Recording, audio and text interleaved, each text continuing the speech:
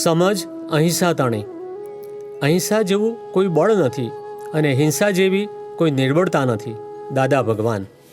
જ્ઞાની પુરુષ દાદા ભગવાનને મુમુક્ષુ અહિંસા સંદર્ભે પ્રશ્ન કરે છે. દાદા, લોકો હિંસા તરફ ખૂબ જાય છે, તો અહિંસા તરફ વાળવા શું કરવું? દાદાશ્રી કહે છે, આપણે એમને સમજ પાડવી જોઈએ. સમજ પાડીએ તો અહિંસા તરફ વળે. આપણે સમજાવવું કે ભાઈ, આમાં આ જીવ માત્રમાં ભગવાન રહેલા છે. તે તમે જીવને મારશો તો એને બહુ દુઃખ થશે, તેનો તમને દોષ બેસશે અને તેથી તમને આવરણ આવશે અને ભયંકર અધોગતિમાં જવું પડશે. આવું સમજણ પાડીએ તો રાગે પડે. જીવ હિંસાથી તો બુદ્ધિ પણ બગડી જાય, એવું કોઈને સમજણ પાડો છો? દાદા કહે છે કે આપણી ચુસ્તપણે અહિંસા પાળવાની લાગણી હોય તો આપણે અહિંસા પાળવી. છતાં કોઈ વ્યક્તિ ના માનતી હોય તો એને ધીમે રહીને સમજાવી, એ ધીમે ધીમે સમજણ કરાવીએ, તેથી એ માનતી થાય.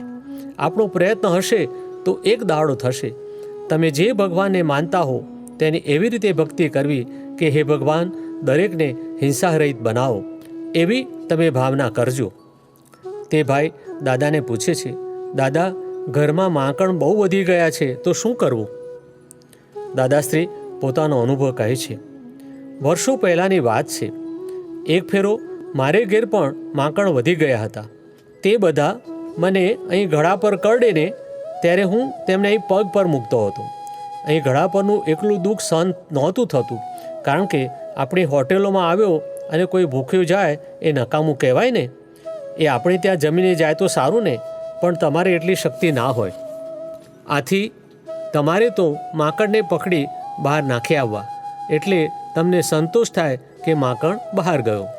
દાદા સમજાવે છે કે તમે લાખ માંકડ બહાર નાખી આવો ને, પણ આજે રાત્રે 7 કરડવાના હોય તો 7 કરડ્યા વગર રહેવાના નથી.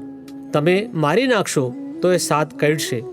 ઘરની બહાર નાખી આવશો તો એ 7 કરડશે.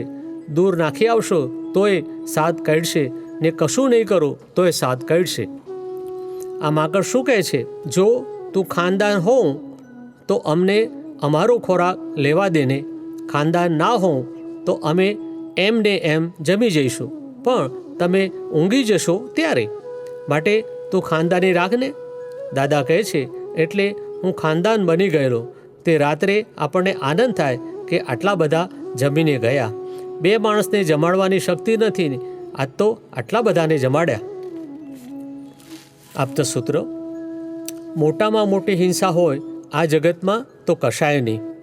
આપતા સૂત્ર 580. દાદા ભગવાન.